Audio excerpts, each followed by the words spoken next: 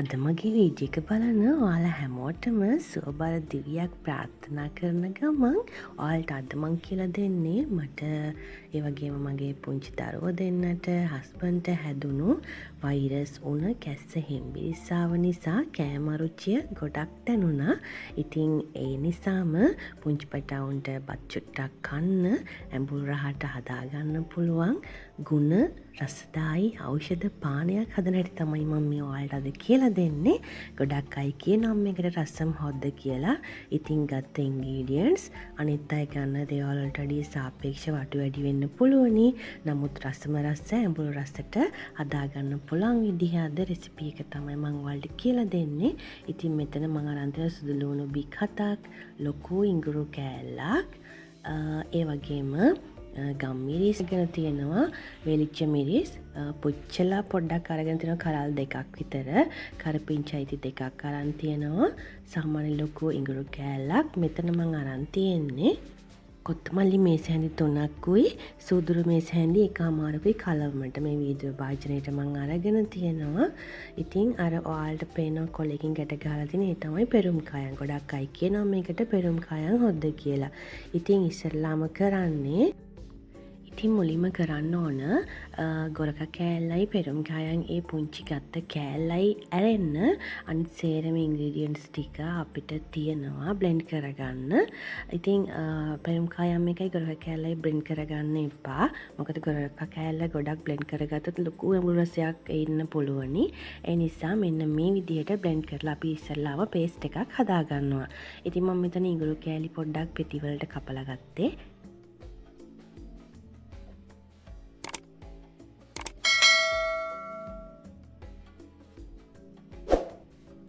ඒ වගේම සුදු ලුණුත් පුංචි කැබලි වලට කපලා තමයි මම බ්ලෙන්ඩර් කප් එකට මේ විදිහට දාගත්තේ. මේ තියෙන ඉතින් මම ගත්ත පොඩ්ඩක් බෙදලා ගත්තා වගේ තියෙන මිරිස් කරල් 2, ඊළඟට ගම් මිරිස්, ඊළඟට කොත්තමල්ලි සූදුරුයි. ඉතින් ඔය තියෙන පෙරුම් කෑම කැලයි ගොර කැලයි මම එක පොඩ්ඩක් සයිඩ් එකෙන් තියලා තිබුණා. ඉතින් මේ ඔක්කොම අපි ඉස්සෙල්ලාම කරන්න ඕන බ්ලෙන්ඩර් කප් එකට දාගෙන වතුර ස්වල්පයක් දාගෙන මේ ටික හොඳින් බ්ලෙන්ඩ් කරගන්න එක.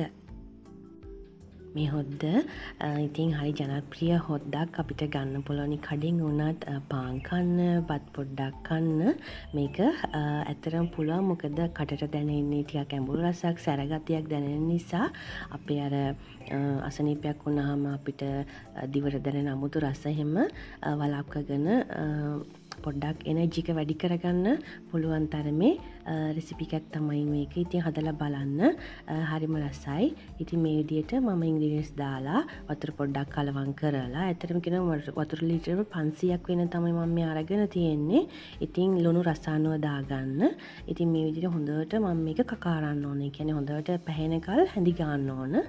ඉතින් මේ විදිහට කරලා පෙන නගිනකම් හොඳට කලවම් කරන්න ඕන. ඊට පස්සේ අපිට ගේ පුරාම හොඳ සුවඳක් දැනෙනවා මේ හොද්ද නිසා. ඉතින් අනිවාර්යයෙන්ම මේ හොද්ද හදලා try කරන්න. ඔයාලට කෑම කන්න බැයි නම්, උගුර අමාරුව තියෙනවා නම්, හෙම්බිරිසා ගතිය තියෙනවා නම්, ඉතින් මේ දසල මේ හැදුණු වෛරස් එක නිසා තමයි මම මේ රෙසිපි එක පොඩ්ඩක් අත්හදා බලන්න හිතුවේ. ඇත්තටම ගොඩක් හොඳයි. ඇත්තටම මේක බීවට පස්සේ අපේ අර උගුර බැඳලා තියෙන සෙම ගතිය කැඩිලා යන ගතියක් තියෙනවා. ඇත්තටම සමහරට ඒක ගම්මිරිස් ඉඟුරු නිසා වෙන්න පුළුවන්. ඉතින් අර කෑම රුචිය නිසා අපේ අර ඇත්තටම තියෙන කටේ අර අපුතු බේත් රසක් එනවනේ. බේත් බීලා ඉතින් වෛරස් එකත් එක්ක ඉතින් ඒ වගේ දේවල් නැති කරගන්න මේ හොද්ද ඉතාමත්ම හොඳයි. පාන් කෑල්ලක් වුණත් කන්න ඇත්තටම හොඳයි. මම මේ හොද්දත් එක්ක පාන් විතරක් කෑවා. ඉතින් හදලා try කරන්න. ඉතින් මේ තියෙන්නේ හොඳට පැහුණට පස්සේ චුට්ටක් උකු ගතියක් වෙන දියරයක් තමයි තියෙන්නේ. ගොඩක් අය මේක වතුර වගේ ගතියට හදාගන්නවා. ඉතින් මට උකු මිශ්‍රණයක්. ඉතින් හදලා try කරන්න. පුංචි පැටවුන්ට දෙන්න පුළුවන්. ඉතින් ඔයාලට රෝගී වැඩිහිටියෙක් ඉන්නවා නම් එයාලට මේ වගේ හොද්දක් හදලා දෙන්න පුළුවන්. බඩේ අමාරු මොනවත් වෙන්නේ නැහැ. බය වෙන්න එපා. ගොඩක් අය මේකට මුරුංගකොළ යූස් කරනවා. ඉතින් මම පොඩ්ඩක් මුරුංගකොළ යූස් කරේ නැහැ. පොඩ්ඩක් මුරුංගකොළ වලට තියෙනවා බඩ බුරුලට යන වගේ ගතියක් සමහර සමහර අයට. ඉතින් ඒ නිසා මම පුංචි පැටව දෙන්නෙක් ඉන්න නිසා මම මුරුංගා කොළ මේකට පාවිච්චිට ගත්තේ නැහැ. ඉතින් හදලා try කරන්න කියලා ආදරෙන් ඉල්ලනවා. ඒ වගේම මේ දවස්වල පුංචි පැටව ඔයාලගේ ගොඩාක් පරිස්සම් කරගන්න හැමෝමත් පරිස්සමින් ඉන්න කියලත් ආදරෙන් ඉල්ලනවා. මොකද මේ දවස්වල මාරම විදියට පැතිරලා යන වෛරස් තුනක් තියෙනවා. ඉතින් ඔයාලට මේ තියෙන්නේ මොනවද දන්නවද? මේ ඉතින් මගේ අම්මා මට තකානියක් ගෙනත් දුන්නා මෙන්න මේ යකිනාරං කොළ හොඳට දුම් අල්ලන්න කියලා. ඉතින් මට හැදිලා තියෙන මේ වෛරස් එකේ තරම කියනවා නම් මම මේ යකිනාරං කොළ තම්බලා ඒ වතුරත් බීවා. ඉතින් මේ තියෙන්නේ යකිනාරං පුංචිට හැදුණු පුංචි ගෙඩි වගේක්. දැකලා නැති අය බලා ගන්න. දැකලා නැති පුංචි පැටවුන්ටත් පෙන්වන්න.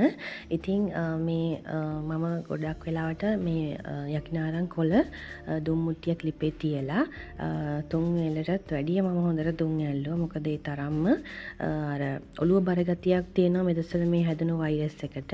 ඉතින් ඔයාලා හැමෝම සතුටෙන් පරිස්සමින් පුංචි පැටවෝ එක්කම ඉන්න කියන ගමන් ඉතින් දැන් මම යන්නයි හදන්නේ.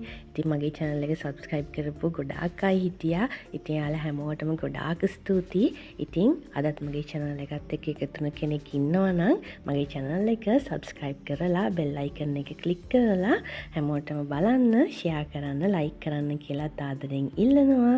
ඉතින් අදට මං ගිහින් එන්නම්.